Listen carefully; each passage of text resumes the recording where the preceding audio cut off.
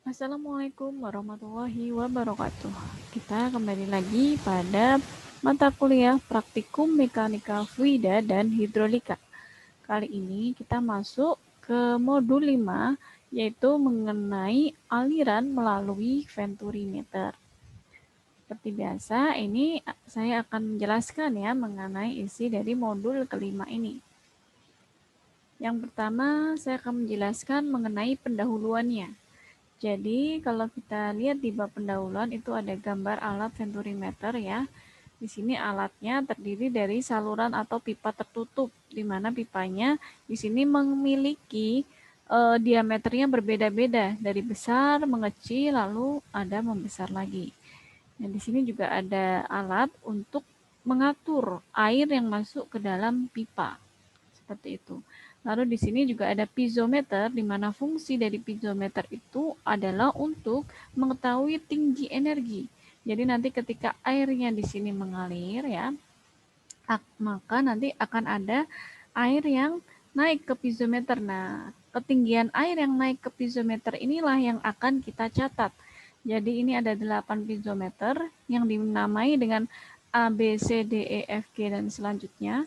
Nah, di setiap piezometer itu kita harus amati berapa ketinggian air yang ada di tiap piezometer, itu yang harus kita catat pada saat pengamatan.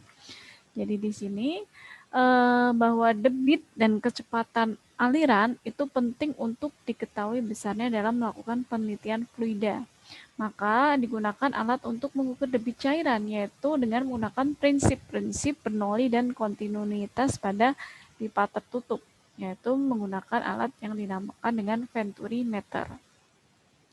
Nah, di sini tujuan praktikum venturimeter ini adalah yang pertama untuk menunjukkan pengaruh perubahan penampang terhadap tinggi garis hidrolik pada masing-masing manometer. Jadi di sini kan ada perubahan penampang ya, dari pipa kecil, pipa besar, mengecil, lalu membesar lagi. Nah, di sini pasti akan berpengaruh terhadap tinggi garis hidrolik atau garis energi pada manometer yang ada di sini, manometer atau piezometer yang ada di sini. Itu akan sangat berpengaruh. Jadi ketika aliran dibuka, maka pasti ketinggian garis energinya di tiap manometer atau piezometer ini berbeda. Lalu yang kedua, untuk menentukan koefisien pengaliran pada alat venturimeter yang digunakan. Jadi dalam perhitungan debit kita membutuhkan yang namanya C ya, koefisien pengaliran. Nah, itu kita harus tentukan berapa sih besarnya koefisien pengaliran pada saat kita melakukan pengamatan kali ini, seperti itu.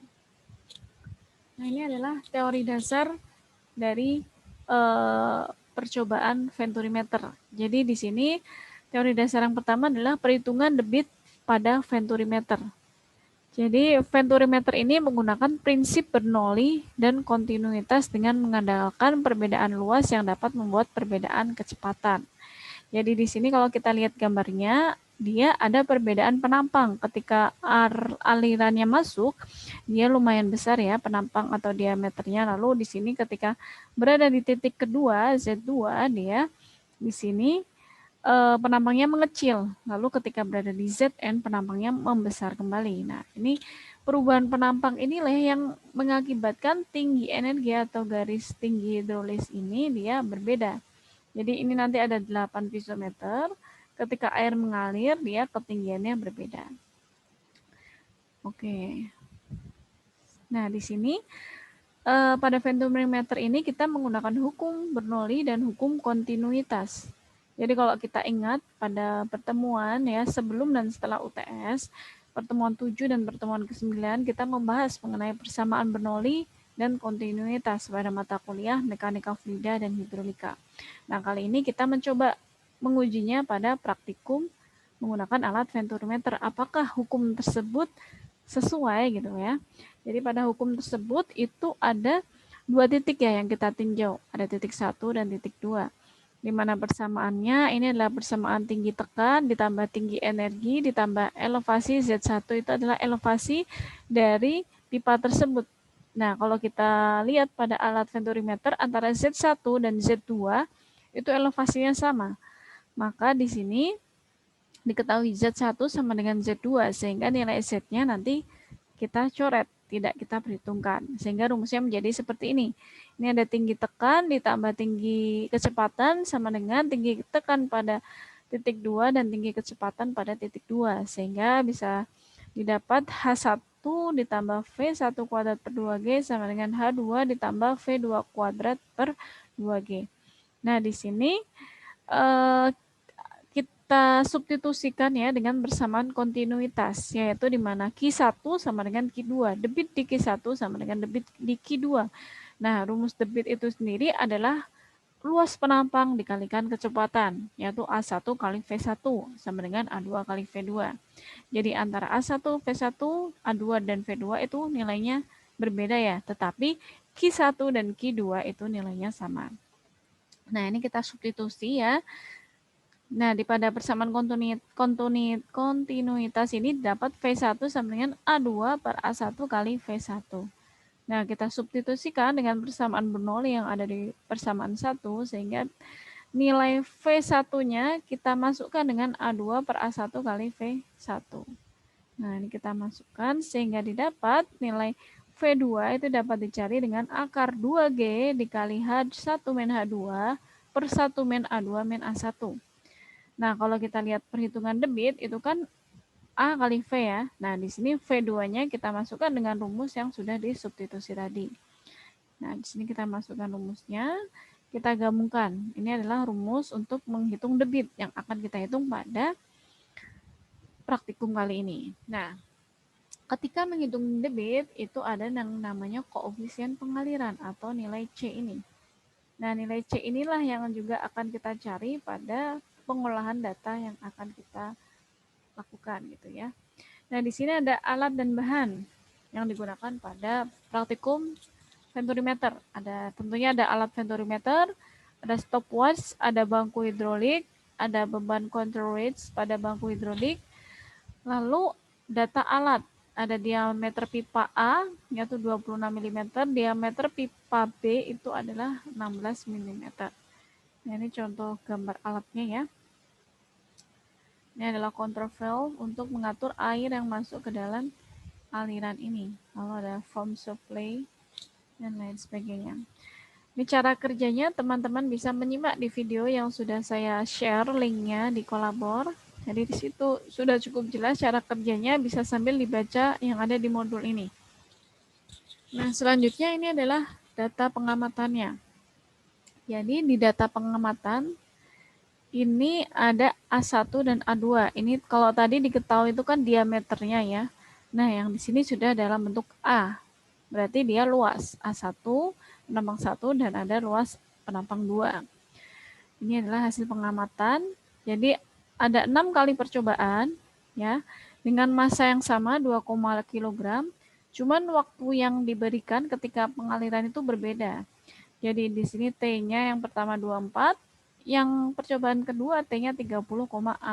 Seperti biasa ya, A adalah NIM terakhir dan B adalah NIM terakhir kedua. Lalu ini ada huruf A sampai L. Nah, A sampai L ini adalah ketinggian garis energi, tinggi garis energi atau garis hidrolis yang ada di piezometer. Nah, itu kita catat. Karena ketinggiannya tiap piezometer itu berbeda. Nah, itu karena kita catat satu-satu tinggiannya berapa, baik dari percobaan 1 sampai percobaan ke-6. Nah, di sini ada pengolahan data dan sudah saya berikan contoh perhitungannya pada percobaan nomor 1.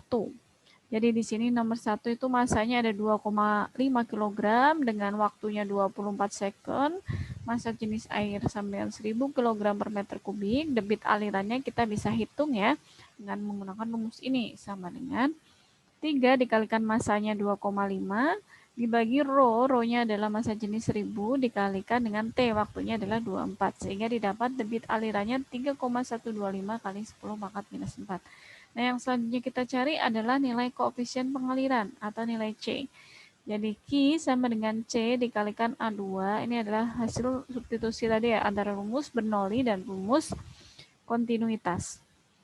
Nah, dari rumus debit ini kita keluarkan nilai koefisiennya sehingga kita bisa mencari nilai koefisien pengalirannya. Nah, di sini saya berikan hasil rekap untuk olah data, di mana teman-teman harus menghitung debitnya dari percobaan 2 sampai 6 dan juga menghitung koefisien pengalirannya. Nah, dari sini teman-teman mohon membuat grafik hubungan antara debit dengan koefisien pengaliran. Jadi di sini sumbu X-nya itu adalah debit dan sumbu Y-nya adalah koefisien pengaliran. Nah, lalu teman-teman harus jelaskan mengenai hasil grafik yang telah dibuat oleh teman-teman. Nah, di sini yang nomor poin D, teman-teman mohon juga membuat grafik tinggi bacaan piezometer. Jadi di piezometer tadi kan ada A sampai L ya. Nah, di situ buatlah sumbu X-nya berarti kan adalah huruf A sampai L. Sedangkan sumbu Y-nya adalah tinggi bacaan pada piezometer. Jadi kalau kita lihat sumbu Y-nya adalah nilai ini. Sumbu A-nya adalah yang ini ya, huruf A, B, C, D, E, L. Sedangkan sumbu Y-nya adalah nilai yang ada di sini, 107, 99, 65, dan sebagainya. Nah, setelah teman-teman buat, maka jelaskan juga mengenai hasil grafik yang sudah teman-teman buat.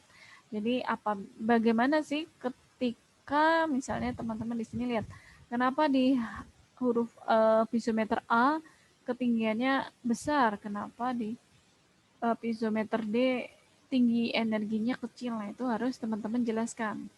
Apakah berpengaruh terhadap penampangnya, diameternya, dan sebagainya. Itu jelaskan pada pembacaan piezometer, tinggi piezometer. Nah, selanjutnya teman-teman bisa membuat kesimpulan dari olah data yang telah dibuat. Seperti apa kesimpulannya dari praktikum venturimeter ini.